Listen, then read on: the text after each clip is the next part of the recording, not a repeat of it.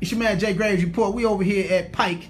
It's the preseason. Boys getting it in. Practice just started on yesterday. Coach Graves, talk to me about, you guys had a rough season last season. Didn't win a ball game. What did you guys do over the off season that makes you guys a better team at this point going into the season? Well, I think you're absolutely right. We had a really tough season. We were young. We made a lot of mistakes. The thing that I'm proud of about the guys is that they just kept working. They kept playing. They kept coming to practice every day and kept working. What we tried to do in the off season is build on that. I read the book Urban Meyer's Above the Line, and we started taking the above the line approach. You know, with no BCDs is what we call it. No blaming, no complaining, no defending. Let's just work. Let's be a part of the solution, not a part of the problem. So we don't complain, we just work. We don't blame anybody, we just work. We don't defend our mistakes, we own up to them, and we keep working. The guys have been doing a really good job. I think we're in better shape than we were. We're executing better. I'm excited about it because we got a ton of seniors, guys that played last year with experience. So hopefully those mistakes are out of the way and we can get this thing rolling. Are there any guys that have taken on a leadership role that weren't leaders last year, but you're looking this year to be able to be the guys to help you get through the season? Oh, absolutely. I think we've selected. We spent the summer watching guys and teaching guys and doing leadership stuff, and we selected a leadership council. And what we've done is taken one guy from each position as a leader in that group, and these guys have stepped up. E.J. Williams has stepped up big time. Cameron Peterson has stepped up big time. Nathan Amaya has really stepped up on the O-line to become a leader. Zane Green, as the defensive back, is doing a fantastic job for us right now. Actually, they're going to have a meeting right in a few minutes with the Leadership Council because they want to talk about guys that's not finishing sprints. They want to talk about guys, hey, coach, what are we going to do?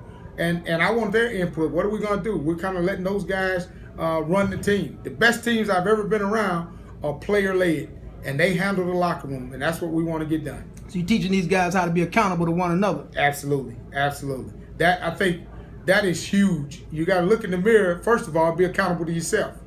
We didn't have a chance to get on the field yesterday because of the weather, so we put Inky Johnson's video on where he was talking to Ole Miss. Yeah. One of the things he talked about was commitment.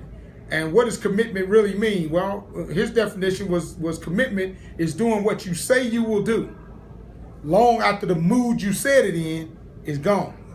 Yeah. And so we had them say, hey, it's easy to stay in here, raise your hand, and say, I want to be a state champion.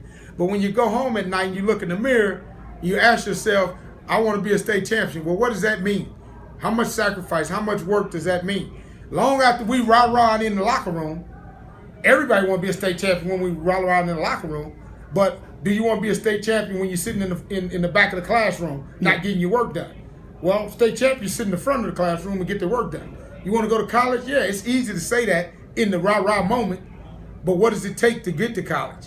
So you can't get in school with them 2.1s and 2.2s. You're gonna be left out. You want to play college football? You got to get good grades because everybody's not going D1.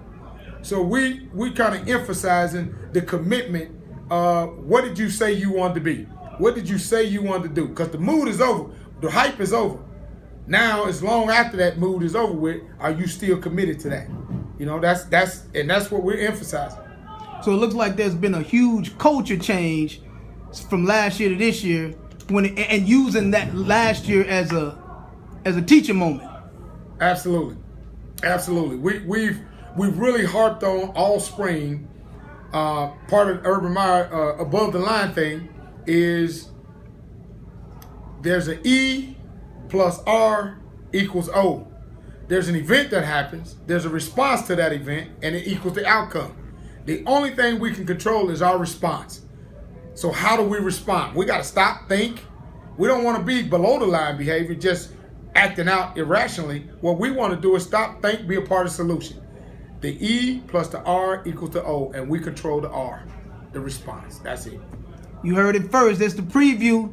We getting into the MIC. We're going to be doing crazy MIC interviews going all over the city. We started with Pike. Good luck, Coach Graves. Thank you, brother. Appreciate it. The JGravesReport.com. Hey, holla at your boy.